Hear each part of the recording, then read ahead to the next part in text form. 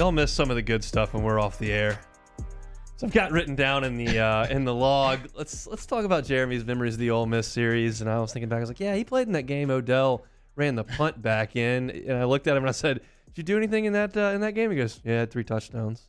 I said, "All right, that's a good answer. Good answer to the question." But yeah, I mean, that was a wild one back in 2012, 41-35, the final Odell with the punt return there in the second half to kind of, as Scott Rabelais put it via Twitter, this is burned in my brain. He said Odell Beckham just went all Billy Cannon on Ole Miss. It was the October 17th, so it wasn't Halloween night, but that was a wild one. That was a wild one, man. And I think they started out on us fast. They took a lead, and then I remember us answering right away. I scored one right in the student section. Nothing like those student section touchdowns, man. The place just goes absolutely nuts. Answered the bell, tied it up 7-7, and then it was just a shootout ever since. And, of course, Bo Wallace just playing out of his mind, just throwing it up the yard to Dante Moncrief, just a back-and-forth game, and Odell just scoring that punt return.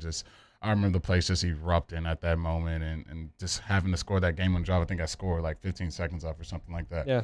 And we put it away at the last minute. But, yeah, that was a barn burner and a great one to be a part of. This is, one of the oldest rivalries in LSU history. I know Matt a lot of times brings up generations on his show, specifically during Auburn week. He generally says, if you've got grandparents, and if he's talking about his age, which is about our age relatively, it's my generation. Auburn was, in your formative years, that was the toughest game. That was the game that decided the West. That was a big deal. If you're under 25, it's Bama, and it has been for a long time.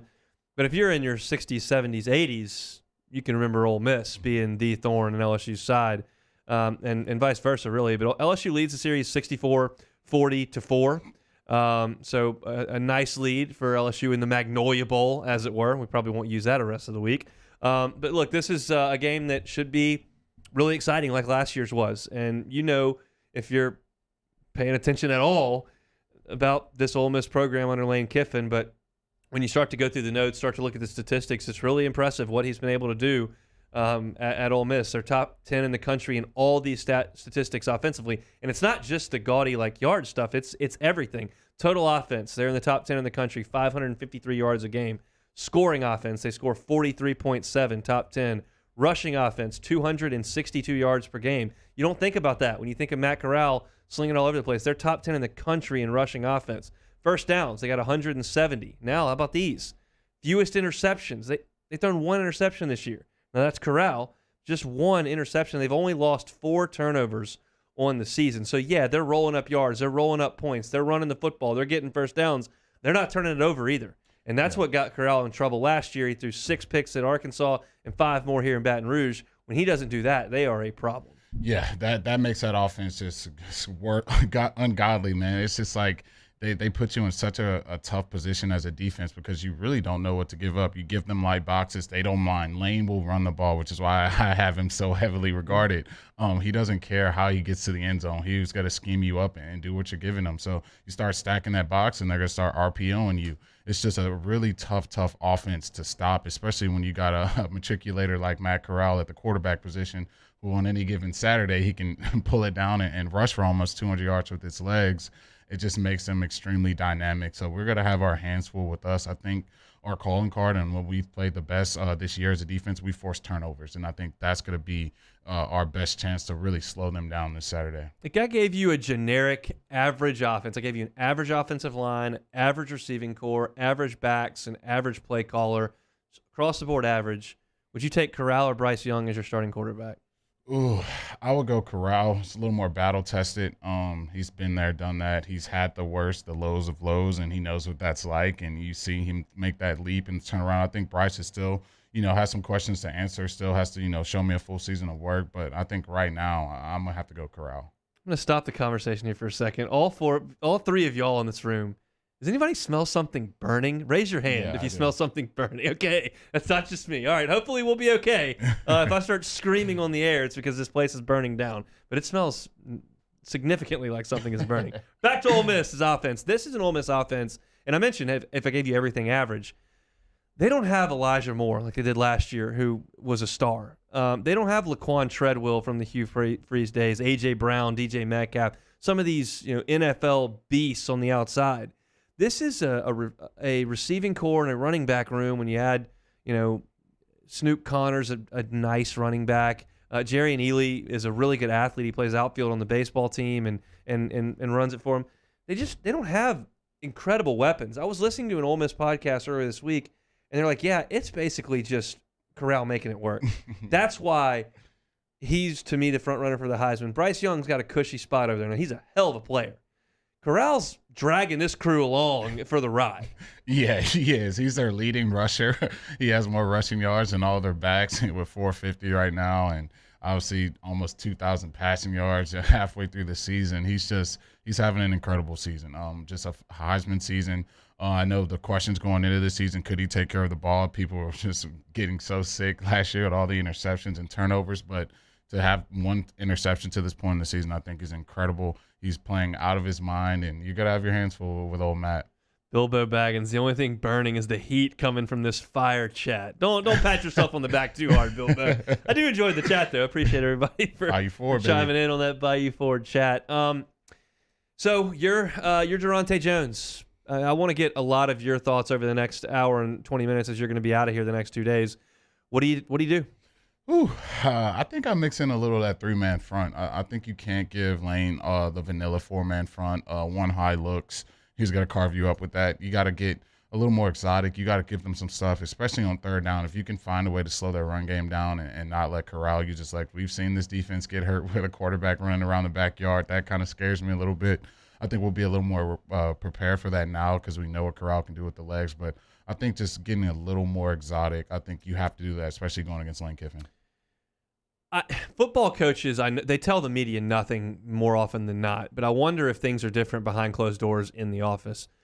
Is there ever a situation where the players would be made privy to some sort of conversation, and I'm hypothesizing here, that, like, say, Lane Kiffin would go into DJ Durkin's office and say, hey, look, I know that you can't take this collection of guys and shut a team down. I need you to take more chances to try to get turnovers, and if they hit a big play, we'll catch you on the back end. Like, does that stuff, it may happen between the coaches, you wouldn't know. Does it ever happen to the players? Like, hey, we need to help the defense this week. They're struggling. We're going to run the ball way more and try to slow things down. Yeah, that's something the head coach only talks about, especially to start the week when you're putting in the game plan. You're not afraid to talk about that, especially if you're going against a high-powered offense. You have those guys that you circle in the game plan, and they're circling Matt Corral. He's going to have a red dot, the red jersey. The whole 11 guys are going to be focusing on that guy. So you know what you have with that, and I think that just you have to work together as a team, and that's what makes team sports so beautiful. This week, special teams and offense is going to have to make a huge leap because Ole Miss is going to, every possession they have the ball, they feel like they can go get 7, and it's a real threat to them go get that. Because I know that coaches have egos and they have that competitive fire that makes them great, and they think, well, I'll pitch a shutout. But the fact of the matter is, if you're Ole Miss's defense, like, you're not, because your players aren't that good. Like, that's just the fact of the matter. You can play hard and you can make some plays, but you're going to give up some big ones. I wonder if there's not just a thought of, like, hey, send some more blitzes. Like, tell your guys to get aggressive and try to strip the ball when they're running. We may miss a tackle, but if we can make a play, we can cash it in. That's how we're more likely to win a game. Yeah, I think especially with that offense, if you just sit back in vanilla coverages, play soft zone, just play just simple man-to-man and just try to keep it simple, Lane's going to carve you up. He's going to draw stuff up. He's going to get guys on mismatches. You got to, as crazy as it sounds, you got to trick them a couple of times. You got to send some looks that they may haven't seen. You got to, maybe disguise that safety, rotate those safeties.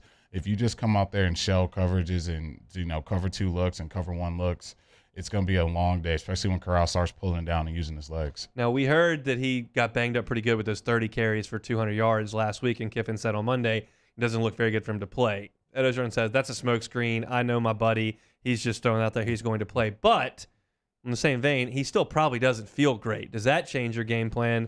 You got to go after him and try to hit this guy.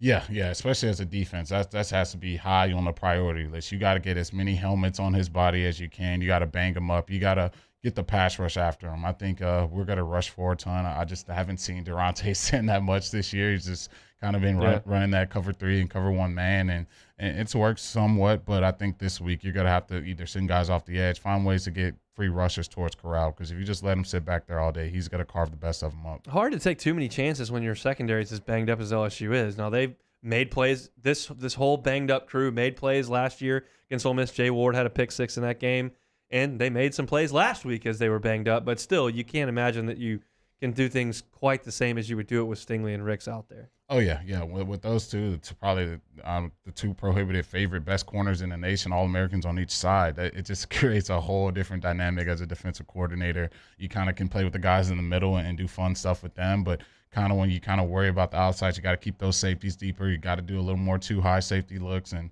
when you do that, you open up their run game. So I think for us, this week especially, he's got to keep guys in the box like he's been doing all year with that 4-2-5 look, and hopefully those guys on the outside can hold up.